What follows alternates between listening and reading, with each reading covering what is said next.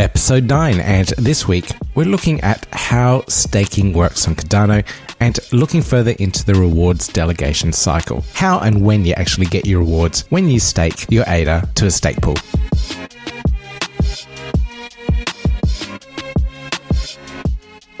Hey everyone, and welcome to another episode of the Learn Cardano podcast, the podcast where we break down all the ins and outs and concepts of Cardano so that you can stand up in front of a meetup group and explain how staking works on Cardano. Yes, that's right. I'm your host, Peter Buey, and this week we're going to look further into how staking works on Cardano and the rewards delegation cycle. I realized that I didn't go too deeply into this, and a lot of people asking questions around how delegation works, how the staking thing works, and when the actual rewards start to kick in.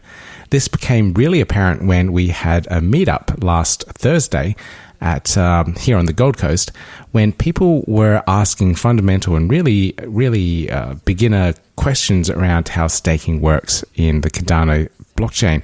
So I thought I'd create this episode that goes through it from top to bottom. That way, anyone that's just a beginner and is looking into staking instead of trading, so they can earn that little bit of extra reward, that 5% return or 5.5% return on your ADA, you know everything that you need to know. And I compiled a big list of questions that came out over the weekend from the various meetups that we went to. And this episode will be going all the way through it. All right. Now, I have a couple of announcements just before we get into anything. So let's start with the reviews. So we got a new review that came in from Canada, actually. So Evan, he writes, "New to Cardano, and this podcast has helped so much. Much appreciated. This has been the main source of information to help me get set up, and so far it's been perfect. Just minted my first NFT. Thanks so much. And congratulations on minting your first NFT, Evan. If you reach out on Twitter, please do, and I will give it a little bit of a shout out on Twitter so other people can see what you've minted, and I'm assuming you're trying to sell it or something. So maybe we can find a buyer, or at least point you to a marketplace or a Discord channel where you could potentially sell it as well. All right. Thank you so much for that 5-star rating and review. And if anyone would like to give this podcast a 5-star rating and review, please do so on the Apple Podcast Network. It really helps out with the discoverability of the podcast and helps other people find it on various different networks. So please, if you feel like you want to, please just jump onto the Apple Podcast Store and give us a little 5-star rating and review. All right. Now, the team from Crypto Doggies have passed along 2 of their Crypto Doggies for our competition giveaway. Now, this will go to one will go to one delegate that is already staking to our pool, and the other will be a general giveaway that will run via our competition forms.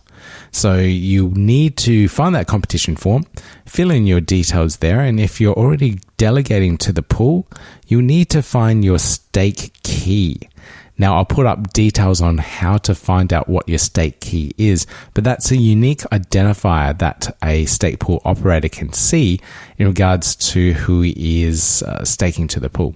Now, if you want to remain anonymous and don't want to show who you are in regards to revealing your stake key, then it's probably best just to enter it via the general competition, and because we need to be able to contact you to get your address and send you an NFT, so it will reveal your identity. So if you want to remain anonymous, this part of the competition isn't for you, but you can enter in just a regular one where we will just send it to a regular address, and you can be completely anonymous that way. So make sure you look out for the pinned tweet on our Twitter profile, and you'll see the details on how you can possibly enter the Crypto Doggies giveaway there. All right. I think that's enough for news this week. If you want to check out some of our notes from our meetup and some of the photos that we had last week, please check out the cardano.com.au website, where you can find out what has happened at local meetups around Australia here. I have to say, it was a lot of fun running that and meeting a lot of other Cardano enthusiasts from the community. It's pretty cool to get in contact with all those people and actually meet them face to face as well. It's been a lot of fun.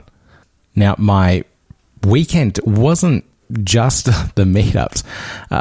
Now, I had two of the other stake pool operator members join me, Tim and Hardy. We spent the entire weekend going through pool operations, marketing ideas, what's coming up next for us, and also our crypto trading bot, which we've been working on for the last 4 years. I mentioned that last podcast episode, and we've worked on it a little bit further in regards to what we're going to do with it as well. So stay tuned for our Twitter updates in regards to what's going on.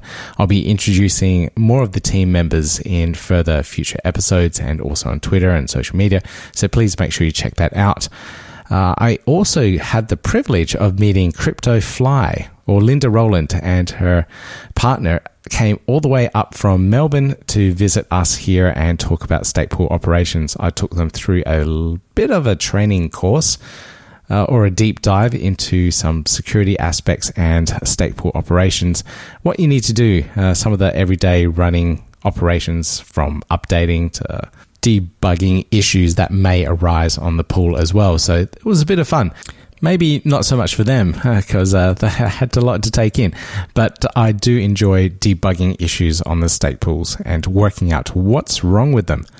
And, well, what's wrong with me? That's what I should be asking. I've also got a blog post all about our weekend. I've got photos of everyone and all the things that we got up to. So please, if you're interested, check that out. You can find that again on cardanonode.com.au.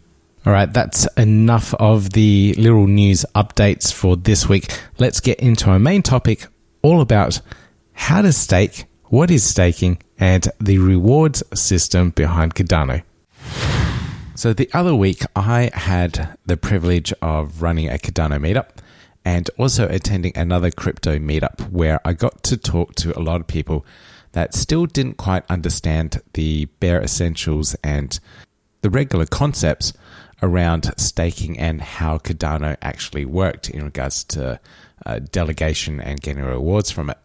So this segment will go through a whole lot of questions that were asked at these meetups, and I just want to cover all of these bases so that everyone has a good and general understanding of how staking works and how Cardano delivers all of those rewards.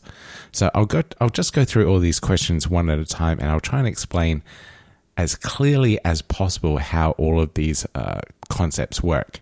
So first off, what is proof of stake? So proof of stake, or you normally see on the web as POS, is the way that Cardano and some other blockchains validate the blocks that form the chains on the blockchain. Users, or delegates in this case, pool their ADA, the cryptocurrency of Cardano, together and delegate it into a pool. The ADA that is delegated then forms a level of trust towards that pool, and that pool gets to produce the blocks for the blockchain. The more ADA that is delegated to the pool, the more trustworthy it seems to be, and that pool gets to produce more and more blocks. On the other hand, proof of work, such as Bitcoin and Ethereum, they use proof of work.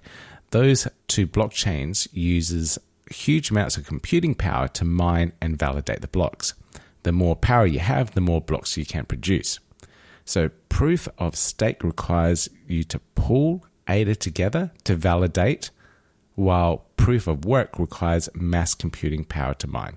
So they're the differences there and what proof of stake is. Now, if you want to learn more about proof of work versus proof of stake, you can listen to episode 2 of the podcast where we cover it in more detail. All right, so next question. How does staking work on Cardano? So staking is a relatively easy process. Once you've moved your ADA to a wallet, such as Yoroi or Daedalus, you can simply point, or the process of delegating, you point your wallet balance to a particular pool that you want to have produce the blocks for you. So that then becomes the validator of the network. Now, depending on the amount of ADA that has been assigned to the pool, it may or may not produce a block. Usually a pool with over 1.5 million ADA will produce a block every epoch or every 5 days. Your ADA never actually leaves your wallet. You simply point it to that particular pool that you want to be delegating to. That's how delegation works. If someone asks you to send your ADA balance to a wallet address, then it's most likely a scam. Your ADA should never leave your wallet. You have full control over your ADA. You just simply point it or delegate, that's the right terminology, delegate it to a particular stake pool. Now, why would you stake your ADA to a particular pool? So what are the benefits? You get ADA essentially for staking. For holding onto your ADA and delegating to a pool, you get rewarded about approximately 5% ADA per annum or per year. This is paid out proportionally every 5 days. This means that your ADA actually compounds in value every 5 days. So it increases quite nicely. Compared to interest rates of many banks around the world, this is much more appealing.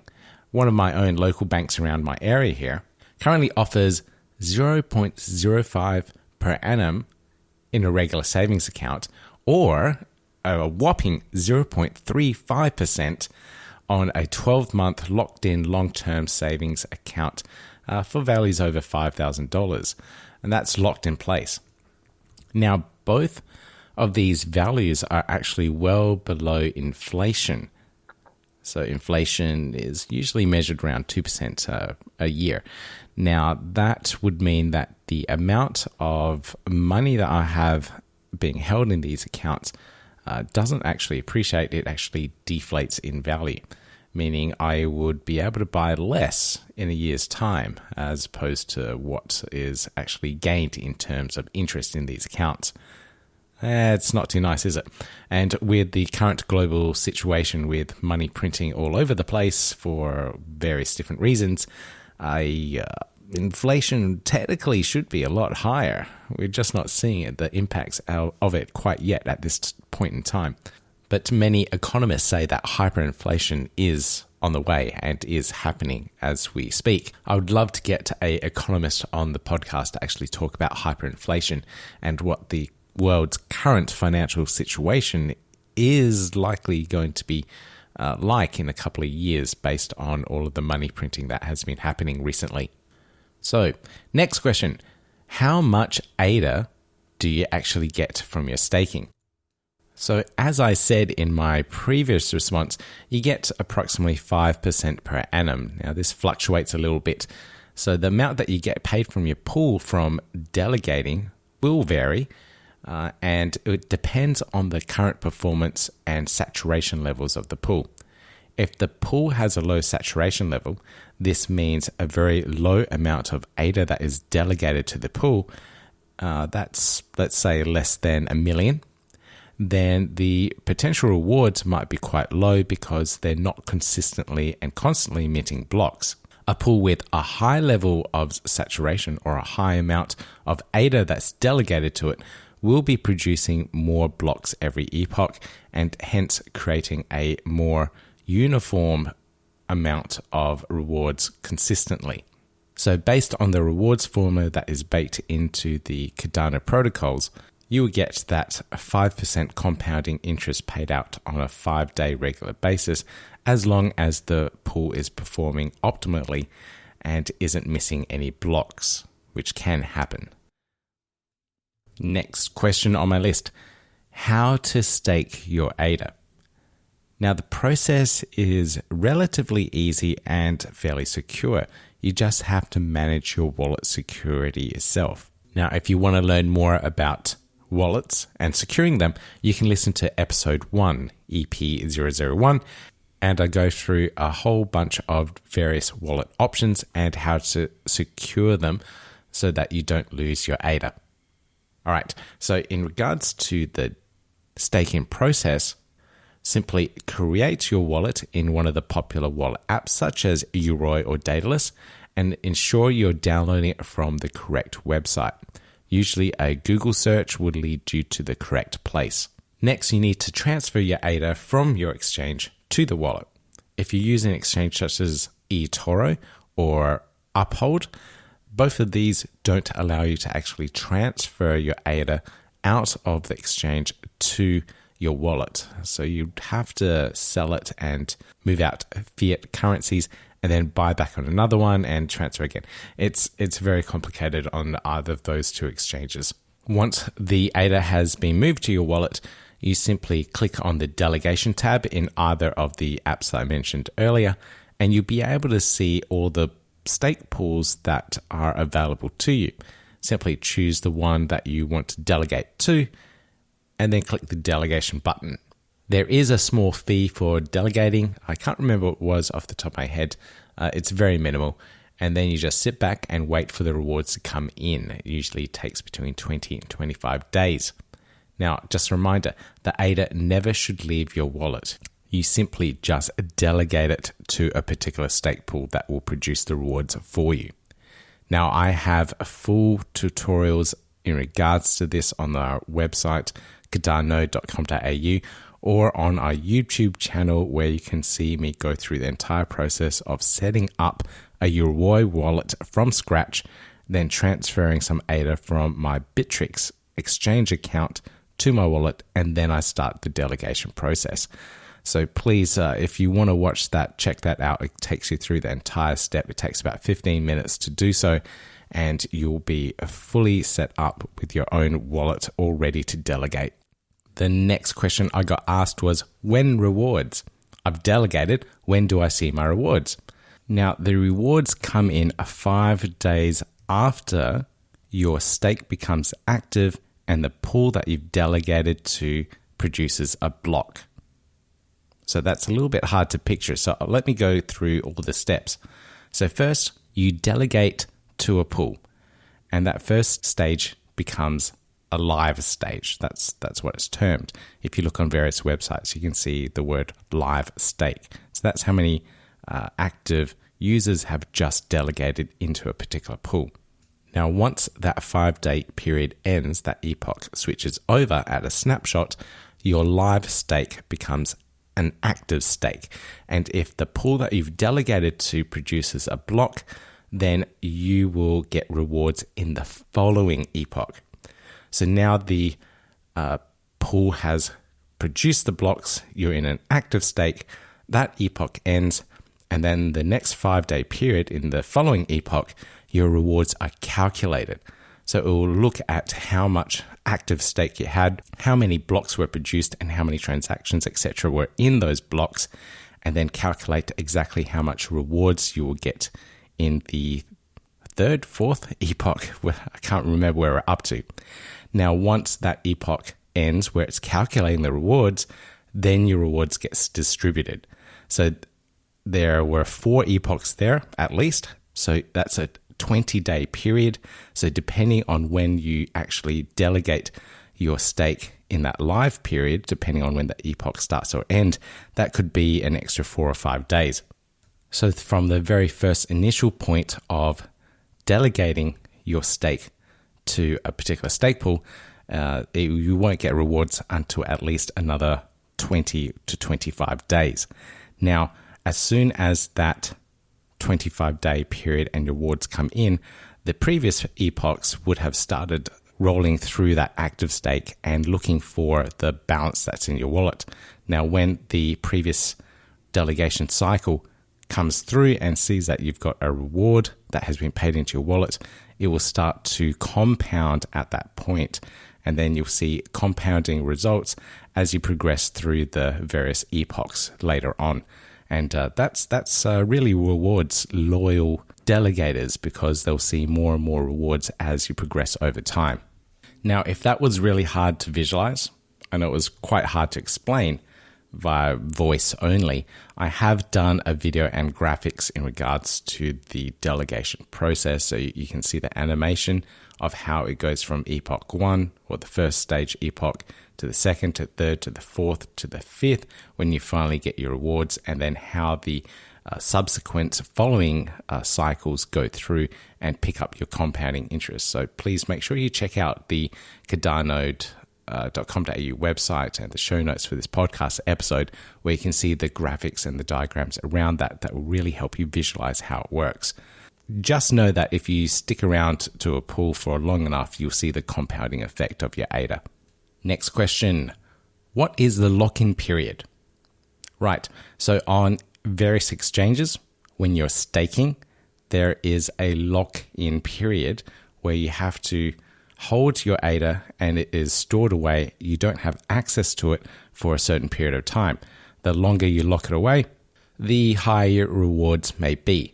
Now, this is so that the exchanges can use your ADA to leverage margin lending or invest it elsewhere, and they tend to make an extra profit off that ADA that's being held. And it's a good business model. It's how banks use your money when you're storing in the bank. They lend it off to other people and charge interest off that, and then give you a very small interest in return for locking it in for such a long period of time. So the exchanges do this, and when you're delegating to a stake pool from your own wallet, there is no lock-in period. So I'll just make that clear. There's no lock-in. You just need to make sure that your ADA is in a pool at that snapshot point in time, and you find the epoch changeover dates and times so that you know when you should have your ADA delegated to a pool. You just got to make sure that you're in at those snapshots so that when the network is calculating the active and live state status of your wallet, that it's calculated and is taking effect the following epoch. You may find some exchanges actually lock your ADA in during these snapshot points in time so that you can't withdraw your ADA out. It is a common practice. It means that they're holding it onto your ADA so that they can get a snapshot themselves, so that way they can ensure that they're getting the returns on their ADA, on the ADA that they're holding on your behalf at that period in time. So it's a little bit tricky with sometimes. So you just got to make sure you can move in and out at the appropriate times to take that snapshot if you want to delegate particularly to a specific stake pool. Next question. What is an epoch? Now, a lot of people say epic, but if you read it carefully, it says epoch. Epic is a completely different word. This is simply a 5-day period.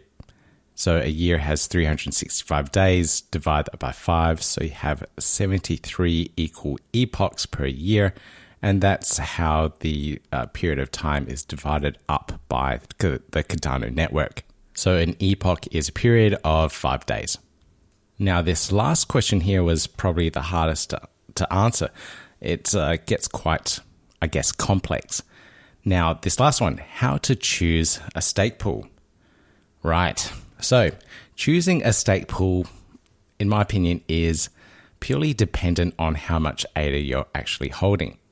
If it is a small holding, a very small amount of ADA, let's say under 1,000, you should probably choose a more saturated pool that is producing blocks on a regular basis.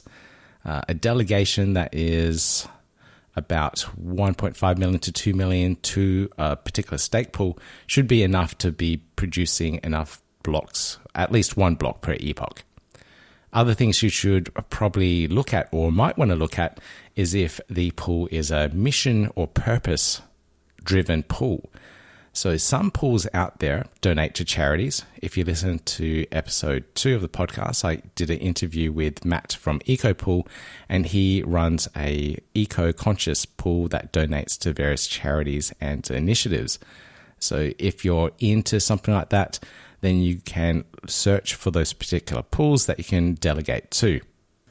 Our pool, for example, is dedicated to producing content for the community in the form of this podcast, YouTube content, written blog posts, tutorials, and also in-person meetup events for the community.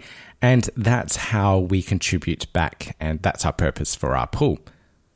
Now, there are so many others. If you just do a quick Google search for a particular, for example, stake pools eco or a stake pools cancer research, I'm sure you'll come up with a particular pool that is purpose-driven for those particular charities. So if you're really passionate about something, you definitely find something out there.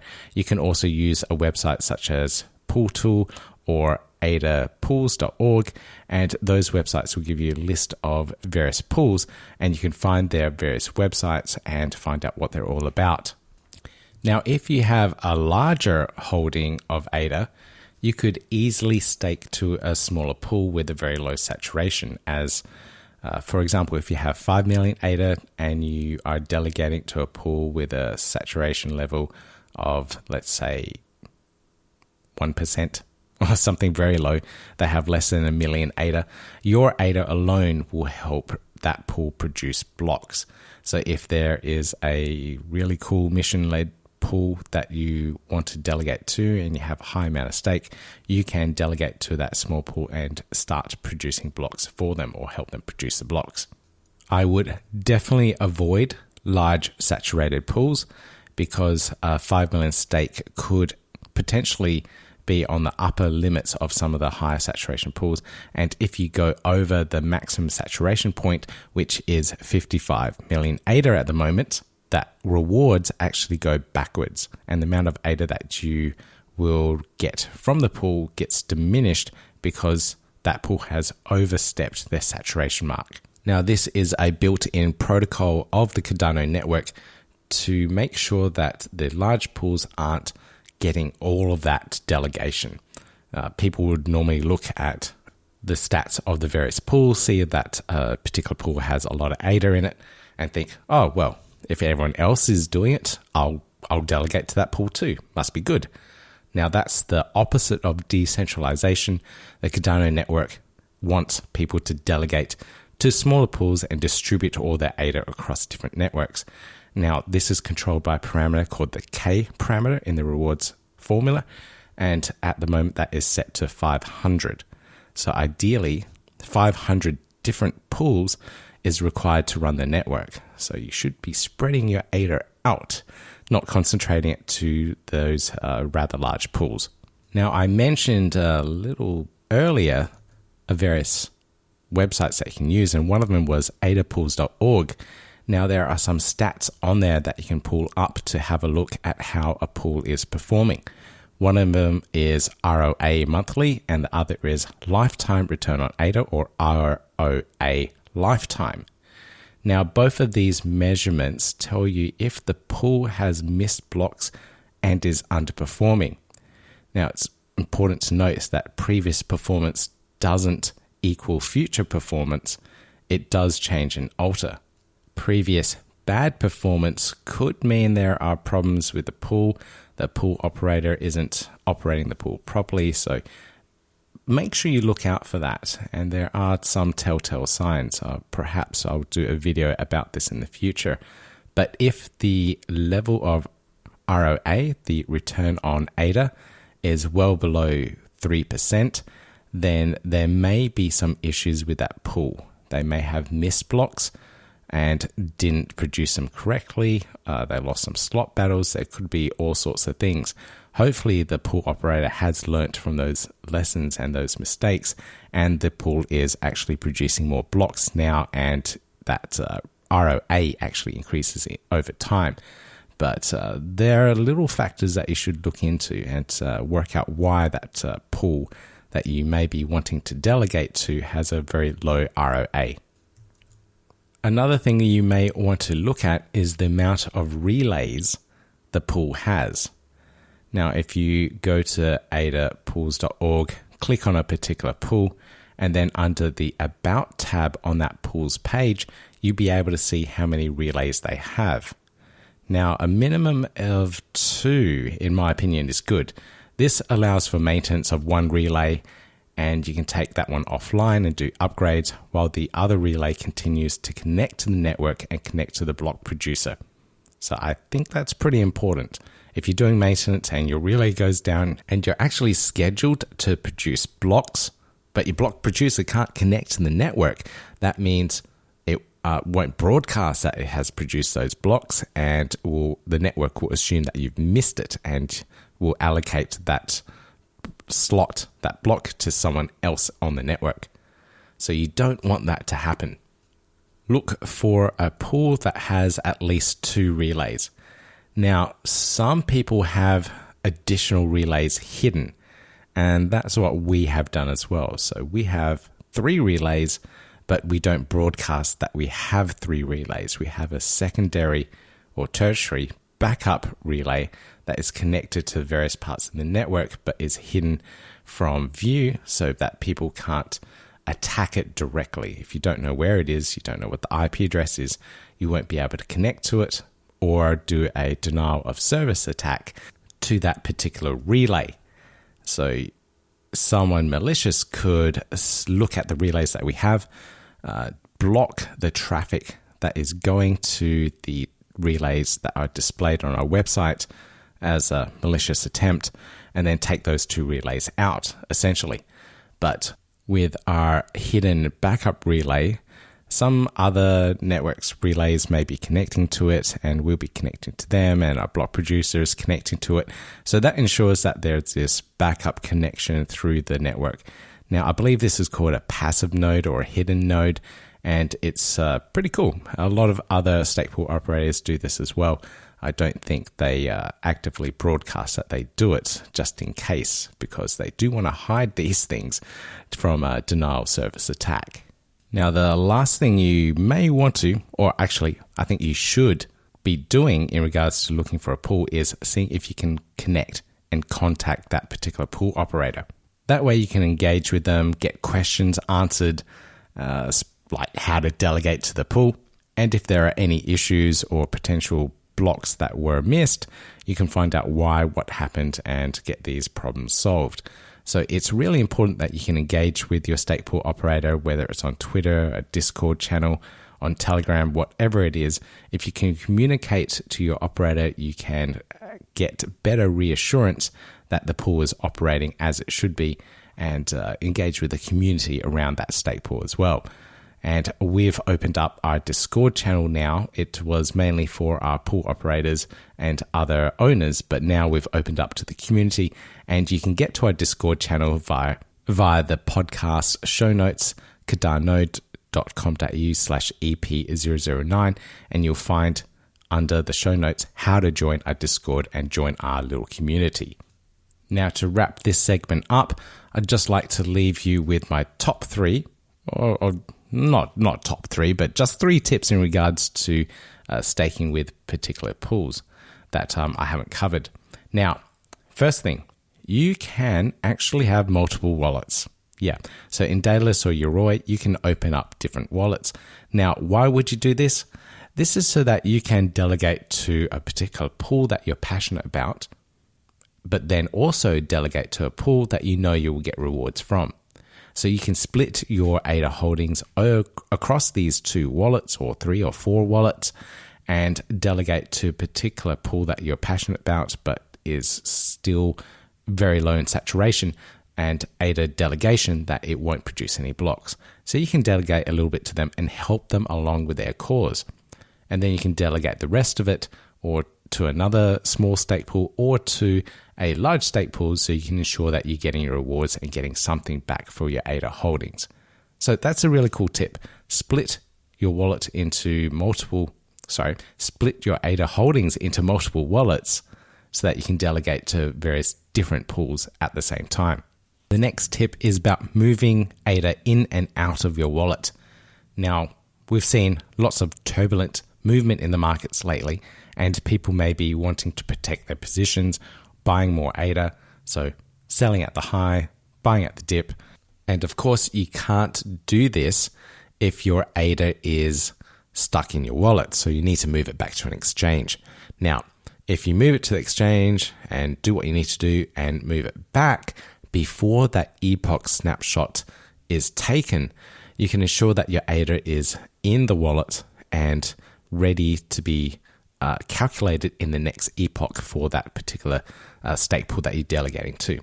So in between those epoch snapshots, you can move your ADA in and out, but at that snapshot time, make sure you're there so that you're getting your rewards as well. Now, this leads me to my final tip, or a bit of advice. You can buy NFTs. You can add more ADA in. You can withdraw ADA out at any point in time that you like, and it doesn't affect what happens to your stake, to a particular stake pool. You are completely free to do what you want with your ADA, and that's one of the really good benefits of having your ADA in a wallet controlled on your own.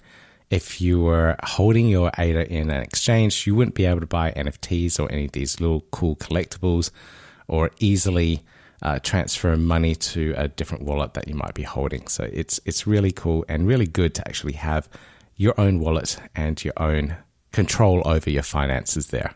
But of course, you have to start looking after your wallet key, C phrases, and all sorts of other things. And like I said, listen back to episode 1 where we go through all of that so that you have a better idea of how to protect your wallets and your assets. So I hope I've answered a lot of questions that you may have been thinking in the back of your mind, how this whole ADA staking thing works and how the rewards are calculated and where all the money comes from, etc.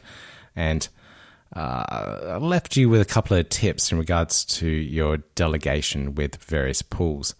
Now, here's a little sales pitch. If you liked our content and you want to help keep our stake pool operating and producing blocks, please do check out ADAOZ, ADAOZ, and find out a little bit more about us and have a look at how we're performing in regards to our stake pool in general. We're doing quite well, and I'm quite happy with the saturation levels at the moment, and we are definitely producing blocks on a regular basis. So if you like this content, please consider staking with our pool. It really helps support all of our efforts. And with that pretty much wraps up our show. I can't believe I spoke for almost half an hour in regards to just the staking and rewards process about Cardano. Oh, well, actually I can. It does get quite complicated when you really drill down to all the nitty gritty, but the bare essential concepts, just get your ADA, put it in a wallet, stake, get rewards. That's essentially how it works. Now, if you really enjoyed this podcast episode, please make sure you leave a 5-star rating and review on the Apple Podcasts network. It really helps with the discoverability. I can't stress that enough. And other people can find the podcast and enjoy it and learn a little bit more about Cardano. That's the whole idea. That's the whole point. We're trying to educate the world about Cardano and get them all on board and absolutely loving it as much as we do. Now, if you want any of the reference to this podcast episode, please make sure you check out our website, cardano.com.au/EP009. That will take you to the show notes for this podcast, or the graphics and the images that we created in regards to the epoch timeline and the rewards, when rewards. You can see that on there, and hopefully it helps visualize how that process works. It's a little bit hard to understand when you're talking it through and you're trying to conceptualize it, but when you can see it on the screen and having someone talk it through to you, it's a little bit easier to understand. So check it out. Now, don't forget to check out the Crypto Doggies competition. It will be a pinned tweet on my Twitter profile at Cardano AU. Just search for it. You'll find it. Make sure you check out that competition. I will post that up. And last but not least, let's wrap this up. Please make sure you keep your seed phrases safe and secure. Hold on to that ADA. You are your own bank now. All right. Till next time, everyone. Bye. Yeah, gotta do it like that. You've been listening to the Learn Cardano podcast. Gotta get it hype. Crypto is what we like, but this is not investment or financial advice. Gotta do your research, cause it's risky. We know it is. This show is educational and it's informative. Crypto's the future, really, it ain't no debating. IOHK, Emergo, we're not affiliated, not Cardano Foundation. We just gotta say it. A show that you can learn and it's for your entertainment. Yeah, you gotta check it. Don't wanna be missing that. You were tuned in to the Learn Cardano podcast. Yeah, giving insight. Ain't another show like this when it come to crypto. Invest at your own risk. Might not be for everyone, but who it is for, we keep giving you some info and plenty more. Hey, yeah, the Learn Cardano podcast. Hey, yeah, the Learn Cardano podcast. Thank you for tuning in. Keep it locked right here. Let's go.